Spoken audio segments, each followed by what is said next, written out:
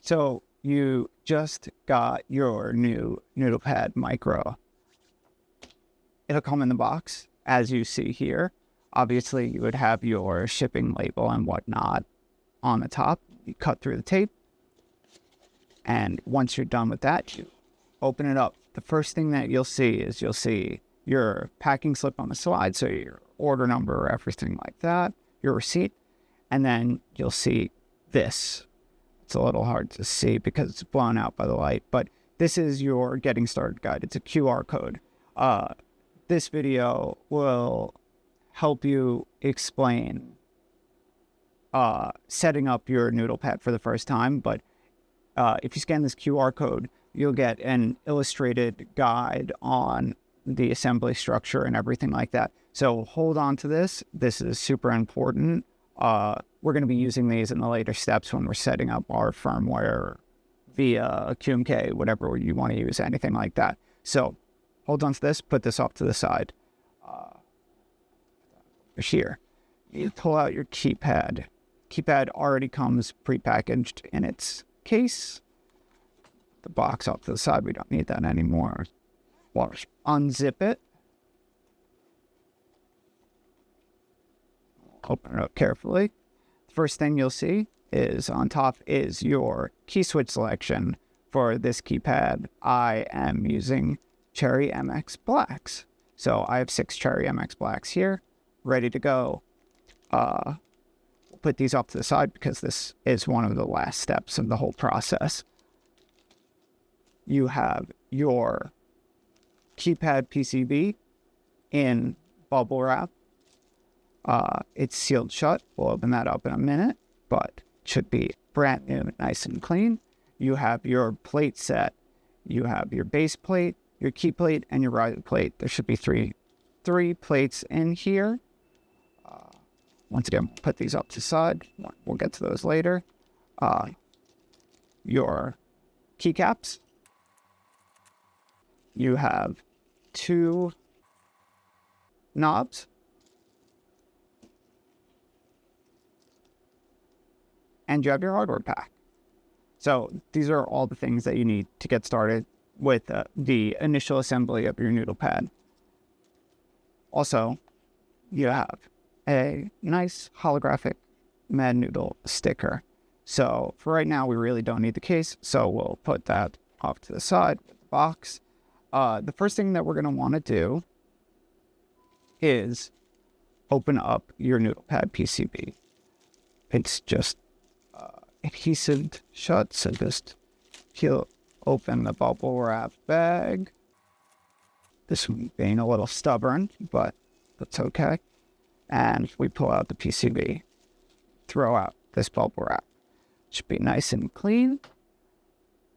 Try not to touch the top very much because it's going to be sandwiched underneath the other plates. You don't want fingerprints or anything like that. Actually, I should start off by saying, go and wash your hands. This whole process is very fingerprint sensitive, so make sure to wash your hands before you do all of this. You have your NoodlePad PCB, brand new, ready to go. So we'll put that to the side. Now that that's opened up, we have the hardware. I'm just going to preemptively open it up. I have a little hardware tray here. So you have 2 Allen keys, a thinner one and a thicker one. The thicker one is for the knobs and the thinner one is for your hardware. So just put those in there for now. Then we have 3 different kinds of hardware in here. We have our long screws, which go through the tops of the plates. We have our short screws, which goes through the bottom base plate. And we have our standoffs, which holds the whole thing together. So we'll put these in the hardware tray for now. Next, we'll open up our plate kit. All 3 plates are covered in a protective layer of paper. So the first step is removing the paper. And remember I said everything is very fingerprint sensitive.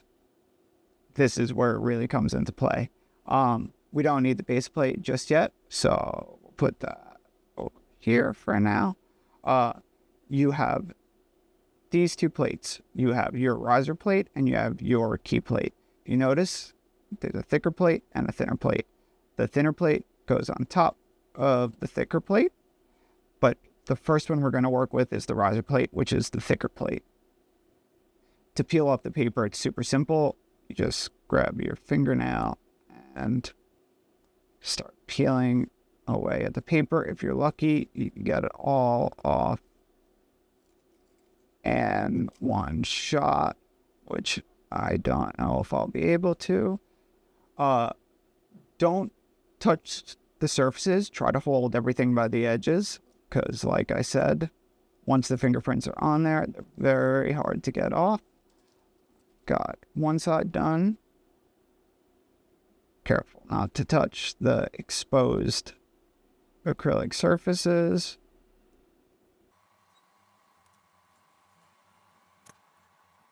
Awesome. Throw those away. Now, what we'll do is we'll make sure that there is not any excess paper or dust or anything like that. And we'll also check the PCB, make sure there's no dust or fingerprints, because now would be the time to clean it. Because what you're going to do is you're going to place the riser plate on top of the key plate, on top of the PCB. Just for right now, it's just going to rest there. It'll help prevent the dust from getting underneath anything and getting any other fingerprints or anything like that on there. Now we're going to peel the paper off of the key plate. I'll speed this up because it's the same exact process.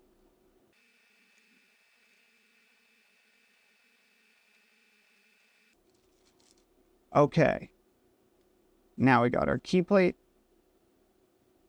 all clean, ready to go. Once again, double check for dust, fingerprints, etc.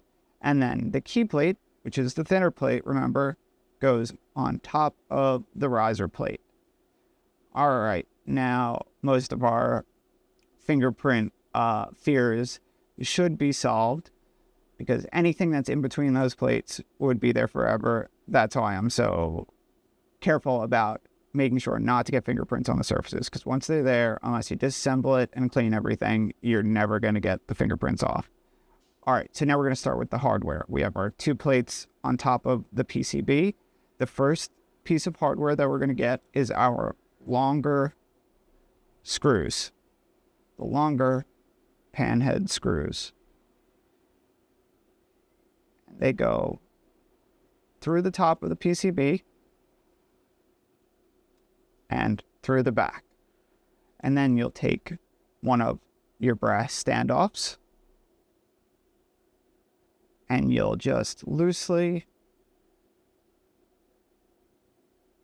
finger tight, very loosely at first, because we want to make sure everything's nice and aligned. Tighten that down. All right. Now, standard practice, you go corner to corner. So I put in this one first. I'll go to this one next. And I'll do the same process. And remember, these are still super loose. You really just want to make sure that they're on there just enough to hold. Now, actually, this is a good point to make sure everything's aligned. So there's a little, give or movement between the plates. So this is a good time to just make sure that all three pieces are aligned perfectly. Make sure the plates and the PCB are all aligned nicely. And we can tighten down the standoffs. You really don't need any of the Allen keys for this step, because it is crucial that you don't over tighten on acrylic. Acrylic is very brittle. If you over tighten, it will crack. So finger tight is plenty good enough. Just give it a good tight. Everything is aligned, right? Yep. Yeah. Give it a good tightening down with your fingers, and that should be enough. Now we'll do the other two screws. Same as we did the first. Awesome. That was easy. All right. Now we will handle the base plate. There's a few ways you can actually handle this, but we're gonna put on the base plate because we have all the correct firmware already pre-installed. If you just bought your NoodlePad, it should have all the most modern firmware and anything like that. If it didn't, you would want to leave the base plate off so you have access to the reset button on the bottom when we're installing new firmwares or anything like that. But like I said, it shouldn't matter for anybody who just recently bought a NoodlePad Micro. It should have everything updated and good to go. Same thing with the base plate as the other two plates, except this is just slightly different. You have two sides. You have the side with the logo and the countersunk holes, and then the back. So first I'll start with the back paper. And then we move on to this side. And I'll show you a little trick because it's a little tricky to remove the paper from inside the logo. But first we remove the outside paper, which I am doing a terrible job of.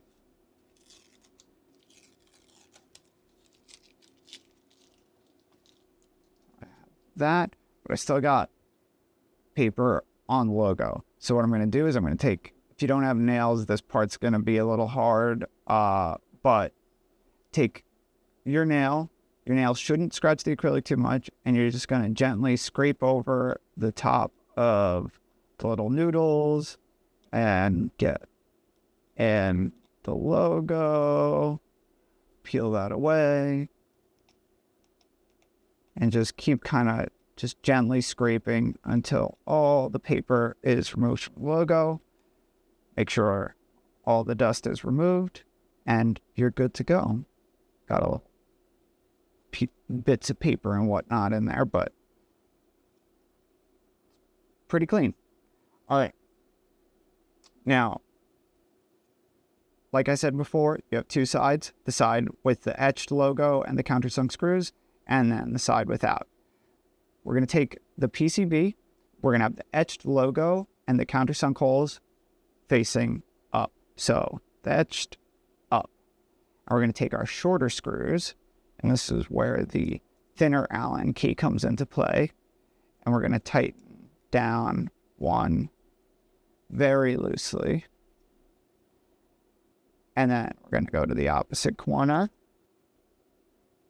tighten it down very loosely.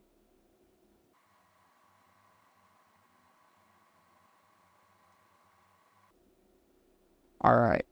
Once the screws are in place, it may be a little loose, but now we're just going to go ahead and gently tighten down the rest of the screws. Like I said, do not over tighten. Acrylic can crack very easily, so be careful. It does not need to be cinched down super tight or anything like that. Finger tight is plenty fine for this. So just keep going until you get a decent bit of resistance. Okay. That's basically the main structure of your NoodlePad Micro done. You got your base plate on, key plate, and your riser plate. Next, you can either do the knob switches. I'm going to do the knobs first, just because it makes it easier to not get in the way, and they take a little bit of pressure. So I'm going to remove them from their baggies. You'll notice that on the sides of the knobs, you have two little set screws, and that's what that thicker Allen key is for, just to make sure everything's tight. You're going to take your knob and you're going to press it onto the encoder. It could take a little bit of force, so just gently. I don't know if you're seeing what I'm doing, but I'm using my palm to push the knob in. And I'm going to do the same for the other side. And what you're going to want to make sure is that both of your knobs are at an even height. It should go all the way down. Now, once they're on there, they probably won't come off, but just to be safe, give the set screws a little tightening down. Perfect. All right, so now your knobs are in place. I don't know if you can hear the clicking, but now your knobs are in place. The next thing that we're going to do is we're going to pop in our switches. Like I said, I'm using Cherry MX Blacks, but you can, whether you are using your own switches or the switches that I offer on my site, whatever, always make sure that it's going to be a little hard to see. But you'll see those two coppery pins. Make sure those are as straight as possible, because you'll see the two holes inside the switch pocket. You want to make sure that those pins go into those holes as straight as possible. So what I'm going to do is I'm going to place the switch in, make sure that all of the pins align, and I'm going to press until I hear a click. Now it's set into place. And I'm going to do that for all 6 key switches. Always double check each of the switches pins before you set them into place. Perfect. Sometimes you'll hear a click, sometimes you won't. Depends on the switch. All of these seem nice and straight. It's not unusual to have a bent pin. That's why I always suggest double checking that they're nice and straight. If they are not straight, it's super simple. You just take the pin and you just use your finger to bend it straight. If it's all screwed up or whatever, just take a pair of pliers or whatever and make sure it's straight. If it's not straight, it'll, when you're trying to press the switch into place, it'll crumple and it won't make contact and your switch won't work. So you have to pull out the switch, you have to straighten out the pin, do it all over again. It's better to make sure everything is good right from the get-go. Perfect. This one looks good as well. And that one looks good as well. Awesome. Got all 6 switches in. Nice and even. And now, the final step, our keycaps. This is pretty self-explanatory. If you're not familiar with mechanical keyboards, these are Cherry style switches. So you have your key switches with a little X in the center. Just line those up and you press them down. They should go on super easy.